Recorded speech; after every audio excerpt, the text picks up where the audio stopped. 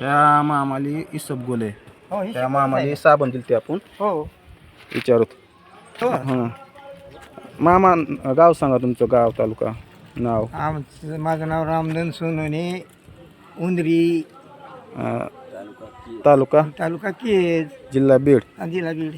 तुम्हाला ही साबण लावल्यापासून आता 7-10 दिवस झाला असेल. हो हो हो खाजवायचं थांबलं का आता? थांबलंय पूर्ण थांबलं का खाजवता येऊ तिथली? थोडी कसं आहे थोडी लई थोडी काहींचं थोडी नाही. म्हणजे थोडी अजून कसर आहे. हो हो हो चालतंय, काय अडचण नाही. तर साबण कसं वाटायला लागलं तुम्हाला? वाटत होतं का आधी साबणातून राहिने? मी कटाळा केला होता लावायचा.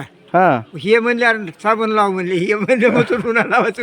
मी वाटायला मला व्हायला नसलेलं काही तर काही होईल म्हणलं. हां याच्या माणसानं काय केलं, हां तुमचं गच करून ते हिशोब गोल राहतं म्हणून इंजेक्शन केलं आणि गोळ्या दिल्या. जर काय फुटलंय का नाही ते वास यायला त्याचा हां. त्यात कमी होता, इथवर होता, इथवर. आता लोकांनी साबणातून राहिली 100% खात्री आहे ना? हो हो हो हां 100% राहू शकते ह्याच्यातून काय.